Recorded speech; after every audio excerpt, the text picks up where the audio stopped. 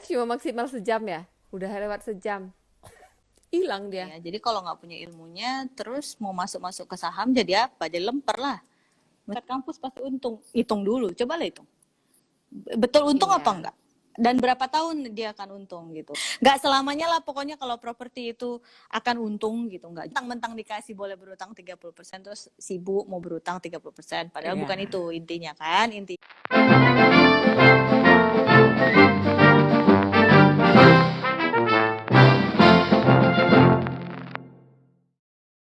Jadi tadi Kak Kiki ngomongin apa ya? Iya tadi apa? Eh Lupa. Oh si saham tentang si Delvi tadi kawannya saham. itu. Iya. Mm-mm, mm-mm. Ya udah nggak apa-apa. Tunggu-tunggu Jadi sabar-sabar aja lah. Kayak kami tutup mata jadi sekarang. ya, Tutup jadi mata. yang punya saham sekarang punya investasi saham, reksadana saham. Reksadana ini kayaknya udah kayak mana menurut Kak Kiki? Aku sih kemarin reksadana ini udah nggak direkomkan lagi kalau mau langsung terjun ke beli sahamnya.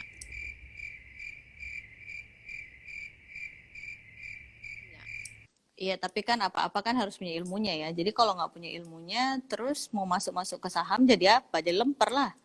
Mesti Iya, belajar. ini Kak Iya, Vida nih, Kak Vida, Kak. Si kalau Vida nih kemarin nanya. kalau si reksadana apa tuh namanya? Kalau reksadana ada yang bantuin kan, ada yang berpikir kan gitu. Tapi ya itu. Tapi memang pokoknya apa-apa tuh harus belajar lah. Nggak bisa ujuk-ujuk ikut-ikut orang. Tak taunya investasi bodong gitu kan. Iya, ya Tiba-tiba mau hati-hati ya investasi bodong. ada yang bilang ini tambah udang menghasilkan return 40% sebulan. Wih, nggak usah kerja lah kita kalau kayak gitu ada yang return 40% sebulan kan. Yang kayak gitu. Jadi jangan ini. Pokoknya harus Di belajar. endorse sama jangan. Kok sebut nama ya, Win? Kan itu kok astagfirullahaladzim nanti ku edit. Kan kemarin tuh lagi di insert di mana gitu kan. Jadi ada artis yang endorse itu investasi. Jadi banyak yang ikut. Ternyata rame-rame tuh digiring ke polisi. Jadi emang hati-hati investasi bodong. Dari dulunya kalau investasi bodong itu yang herannya aku kenapa orang nggak belajar gitu. Pokoknya nggak ada lah. Pokoknya kalau udah too good to be true itu memang too good to be true lah. Udah nggak ada lah Yes. ceritanya orang. Kayak mana mau jualan apa kali rupanya bisa balik 40% sebulan kan nggak ada lah itu yang kayak gitu. Ya kan? Nah, Bebek aja mati. ini juga sebenarnya. Jadi beberapa banyak kalau misalnya kita dengar financial planner ngomong atau karena berinvestasi itu kalau bisa kita terjun langsung di pasar saham. Cuman dari yang aku pelajari kita harus betul-betul turun, harus belajar profil Ya perusahaannya, belajar. belajar Iya. keuntungannya, bagaimana track recordnya beberapa tahun terakhir, apakah dia mulai dari awal, apakah kita masuk di tengah dan eh dan harus belajar perkembangannya. Misalnya zaman sekarang kalau masuk di perusahaan minyak sahamnya kayak mana gitu kan, atau misalnya mau masuk kayak kemarin mau masuk saham BCA, kok nggak growing ya. Iya, BCA udah grow setinggi-tingginya, mau masuk kayak situ udah nggak naik lagi gitu. Jadi kayaknya, dan itu kalau memang punya waktu, punya apalah istilahnya, punya kemampuan lebih untuk menganalisa pasar, menganalisa saham, menganalisa perusahaan, ya nggak apa-apa kali ya Ki. Sebenarnya ya, kalau tujuannya investasi itu paling mudah. Memang iya kita harus belajar lah, kita harus tahu lah misalnya kemana mau ditaruh duit ini.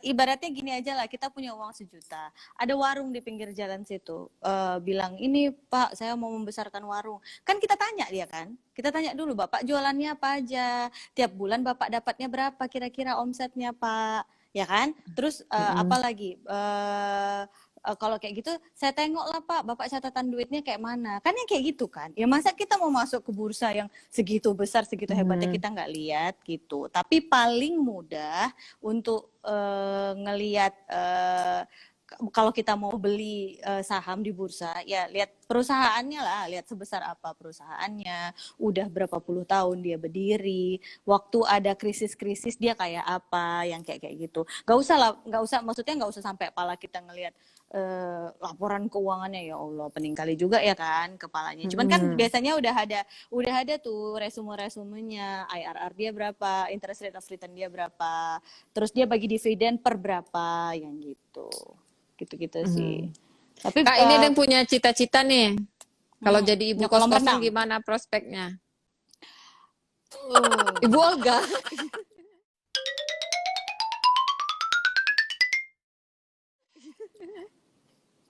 Sebenarnya kami udah sempat ngitung sebelum ini, tergantung ya, tergantung lokasi memang. Kalau yang properti pokoknya udah intinya tergantung lokasi lah. Mau kayak manapun ikutnya pasti ikut lokasi. Karena orang selama ini berpikirkan, oh kalau punya kos-kosan dekat kampus pasti untung. Hitung dulu, cobalah hitung. Betul untung apa Iya. enggak? Dan berapa tahun dia akan untung gitu. Kayak Hati-hati gitu. karena ada biaya sama kayak sewa rumah itu, ada biaya ngecat rumah, perbaikin WC, perbaikan pintu, begitu Iya, sewa rumah, perbaikin jendela, ternyata makanya harus nggak dihitung. worth Makanya dengan. kan harus dihitung dari awal kan. Jadi nggak selamanya untung, walaupun semua orang bilang untung. Itu. Iya, tapi kadang hati-hati properti itu ada yang bilang, oh kalau properti pasti makin lama makin naik, enggak juga. Terus Enggak juga. tiba-tiba ada jadi daerah banjir, anjlok harganya, gitu-gitu kan.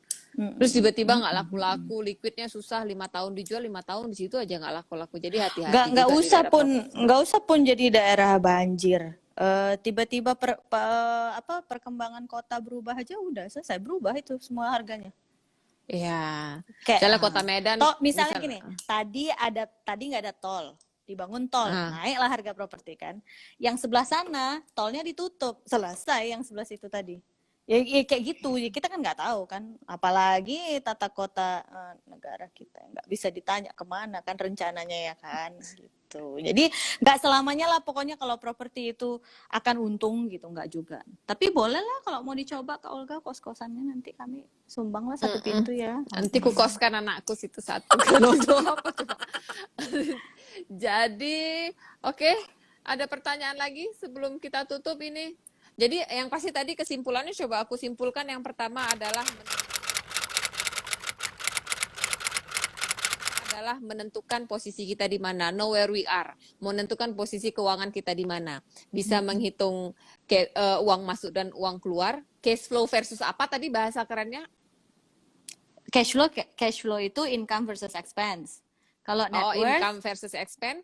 Kalau net worth itu harta versus utang atau kewajiban.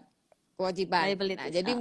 jadi dihitung apakah dia termasuk dalam kondisi sakit, artinya di mana Tak demam ya pengeluaran kan? lebih sedikit daripada pemasukan, atau dia di posisi nol, karena sebaiknya itu di posisi nol, atau dia di posisi surplus, di mana kalau misalnya dia itu tadi pengeluaran, itu sebaiknya itu adalah 30%, maksimal 30% hutang, maksimal 50% pengeluaran rutin, dan sisanya 20% ya, 30-50, sisanya 20% untuk zakat, sedekah, dan yang lain-lain. Kalau bisa si hutang itu dikecilkan dari porsi 30% ke bawah. Kalau boleh Benar? nggak ada. Kalau boleh nggak ada. Akan lebih baik kalau hutang nggak ada. Dan tadi kita udah case close kalau kartu kredit bukan kartu hutang. Ya. Jadi kalau bukan bisa kartu yang utang. Kartu kredit kartu itu utang. ya maksudnya jangan dijadikan itu tempat dana darurat gitu. Jadi sebaiknya kalau Pokoknya jangan dipikir ada penghasilan tambahan dari kartu kredit. ya itu cuman alat bayar, ya kan? Iya. Dan kalau bisa apalagi di masa sekarang ini si 50% pengeluaran rutin tadi kalau bisa di-adjust. Perbanyaklah si 20% ke atas. Benar. Ya kan, mengenai kalau sudah tahu posisinya di mana, kalau udah tahu menentukan kalau dalam kondisi sakit, berobatlah. Kalau bisa ditolong diri sendiri, tolong. Kalau bisa menampar diri sendiri, tampar diri sendiri. Kalau enggak, datangi financial planner. Benar ya? Jadi kalau sakitnya yang sangat kronis, tak bisa diobati sendiri, baik pun kening Siti Nampi ya kan. Jadi ini siapa? Coba aku kasih tahu aku dulu siapa nih Koning Siti Nampi. Aku pun katanya dia bisa ngobati corona. Nah, jadi oh ya. Oh iya. Nanti gue cari lah kalau gitu. Jadi bisa ketemu financial planner, mungkin bisa melakukan restrukturisasi hutang atau melakukan adjust pengeluaran kayak mana. Ada lagi tambahan kira-kira Kak Kiki? Kayaknya mengenai sih dana pensiun mungkin next nggak bisa kita iya dana pensiun besok ya. Yang maksudnya di berikutnya nggak bisa. Ya, Itu ya, dana berat pensiun itu, nggak bisa. berat. Ya, dana pensiun nanti, jadi mungkin sebagai wacana aja, kalau kita nggak mungkin apa namanya ya, bekerja lama, jangka panjang, artinya kita harus mempersiapkan dana pensiun kita. Berapa angkanya mesti dihitung. Berapa angkanya masing-masing orang beda. Iya.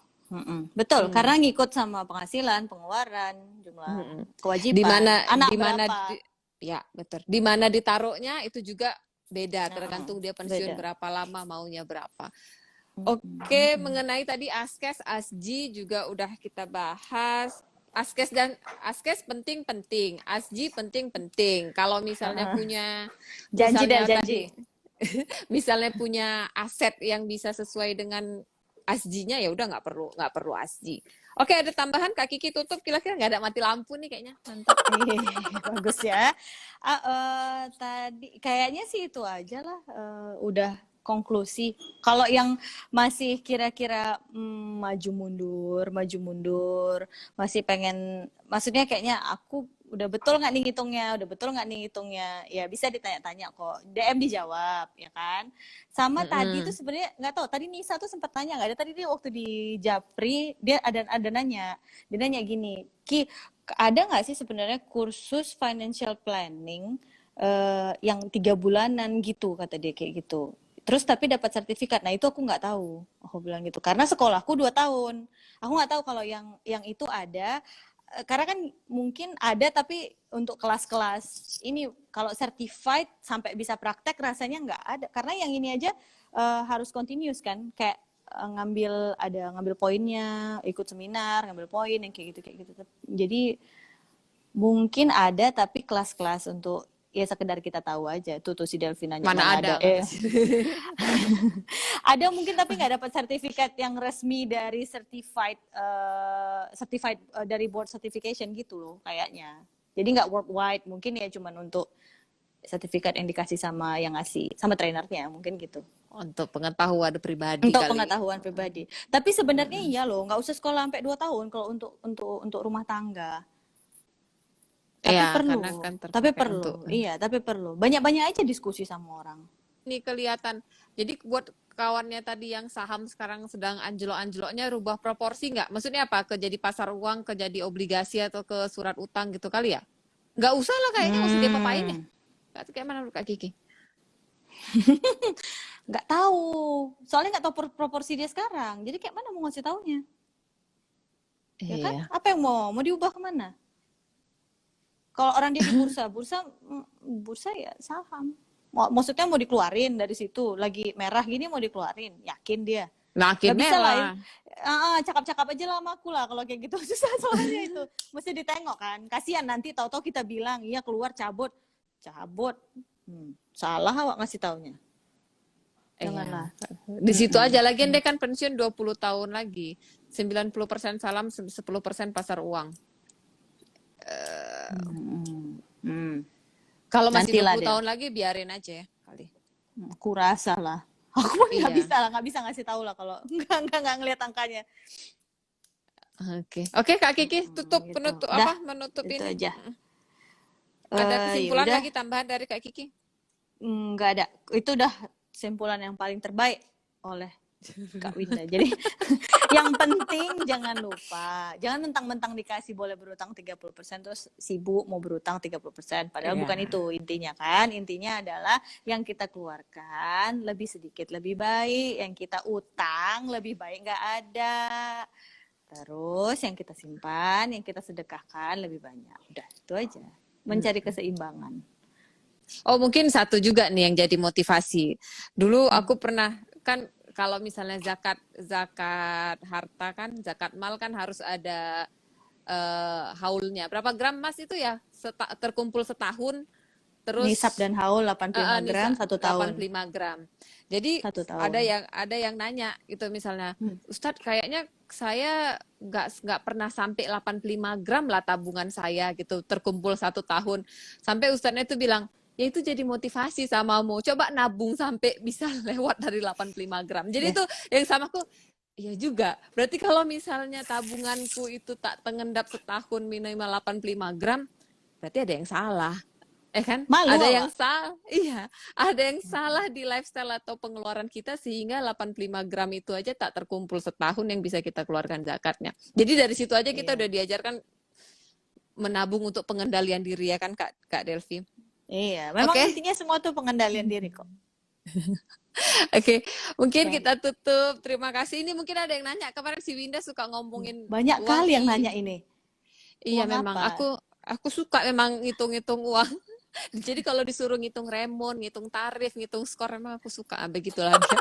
Oke, jadi sampai jumpa teman-teman mungkin di series berikutnya. Kalau ada yang mau ditanya tadi Kak Delvi udah nagih, nanti mungkin kita bicara dana pensiun. Iya ada nih. Kak, kalau emas di Pegadaian jangka menengah ya Kak? Iya. Jadi kalau investasi emas itu untuk menengah ke Di panjang. Pegadaian. Di Pegadaian. Oh, ada itu. Misalnya Pegadaian itu sekarang bisa gini, Ki. Ayo nabung emas di kami. Jadi kita nyicil di Pegadaian. Sehingga, betul nggak gitu? Terus barangnya mana? Di Pegadaian. Emasnya di Pegadaian. Nanti kalau Nggak cicilannya bisa udah... kita beli kalau barangnya nggak nampak lah. Kan ada akad jual beli. Mana barangnya nggak nampak? Nah, kayak mana itu Kak Dewi berarti? Aku nggak pernah. Jadi Aku nggak ngerti Pegadaian... soalnya kayak mana. Soalnya banyak praktek tuh, ada praktek yang kalau nggak salah si Dita waktu itu pernah cerita. Jadi yang memang kita kirim duitnya, terus nanti apa tuh namanya? Kita transfer duitnya, nanti emasnya disimpan di tempat itu. Tapi kita nggak tahu itu emas ada apa enggak. Dan jangan cuma selembar kertas, nggak boleh. Kalau yang kayak gitu, setauku nggak boleh. Ah, ini dia. Coba kayak mana Jadi dia? nyicilnya di Pegadaian, emas batangan Kak. Nanti dititip di Pegadaian simpannya. Oh, berarti beli emasnya dititip di situ. Ibaratnya si Pegadaian ini jualan emas. Tapi bisa ibarat dia dicicil. Oh, kenapa Pegadaian dicicil? ini Maksudnya kayak kenapa dicicil? Aku nggak ngerti. Kenapa investasi dicicil? Maksudnya apa? Misalnya Stres kita mau awalnya beli kan. emas Mau 1 beli kilo. 100 gram, terus 100 nyicilnya gram. 10 gram, 10 gram, 10 gram gitu. Iya, Kenapa bayar nggak pakai belinya duit. 10 gram, 10 gram, 10 gram? Kenapa harus Ya, ada kenapa kata nggak? cicil? Cicil itu kan berutang. Kenapa Kak Nah, Dewi? Kenapa nggak beli lunas? Terus emasnya di terus mana? emasnya numpang Emasnya nitip. Mungkin si Pegadaian itu safe deposit box-nya ya. SDB-nya Pegadaian itu, gitu. iya Pegadaian bisa jadi Aku safe nggak deposit ngerti. box. Nggak Nggak usah usah ya. ya.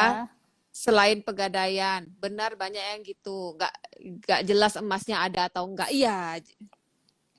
Jadi Nggak pastikan ngerti lah. barangnya Pokoknya ada. intinya gini lah ya. Kalau misalnya emas, kenapa lah payah-payah kali? Ada duit, beli berapa? 5 gram, pergi ke tukang emas, pergi ke si Antam. Kalau nggak mau yang Antam punya, beli di Petisah ya kan. Ya, beli yang 5 gram, sesanggupnya aja 5 gram, simpan. Ada duit lagi, beli 5 gram, simpan gitu. Nggak usah adalah pakai kata-kata cicil, apalagi kita nggak tahu, nggak nampak sama awak barangnya kayak mana. Iya, payah ngeri juga ya. Iyalah. Jadi, iya. Jadi kita tutup. Mungkin yang berikutnya nanti. Jadi emas tadi udah clear ya, menengah. Kalau yang mau invest di emas ya hati-hati nyimpannya. Ya kan, kalau bisa punya sewa deposit box. Kalau dicicil sih nggak saranin, mending beli 5 gram, ada duit 5 gram beli, ada duit 10 gram beli, ya gitu dia. Untuk target jangka menengah, yang pasti ditentuin targetnya untuk apa. Misalnya untuk sekolah anak, untuk kuliah anak, untuk apa ditentuin targetnya. Oke, jadi mungkin yang berikutnya dana pensiun. Makasih buat teman-teman yang sudah join. Kalau ada pertanyaan tentang finansial series kita ini, mungkin nanti kita akan kompilasi, kita coba diskusikan, coba kita jawab, kita buat IG live-nya lagi. Ya Kak Kiki, hati-hati di Kuwait, sehat-sehat semuanya. Sabar-sabar di masa pandemi ini, nggak bisa pulang lebaran. Semuanya bersabar sekarang kan soalnya. Jadi banyak yang nggak bisa silaturahmi juga, apalagi yang mungkin akan berat sama yang di luar negeri ini ya, berat yang sama di perantauan juga, nggak jumpa orang tua gitu ya, hati-hati semuanya, sehat-sehat. Sampai jumpa, oke Kak Kiki? Sampai jumpa di IG live berikutnya atau ya kalau ada kali ya. Ya kalau sampai jumpa di berikutnya. Assalamualaikum. Si Delvi kamu nanti. Oh ya Delvi, oke, dana pensiun tadi. Aku pun nggak kebayang juga sih dana pensiun itu. Oke, makasih ya semuanya. Assalamualaikum. Ya. Assalamualaikum, waalaikumsalam. Oh, Win N-nya save yang ya mana? Win. Iya, N-nya yang mana? Di HP ku kok landscape nggak potret. Ya memang gitu Didi. Iya, jadi kok merengkan Kiki.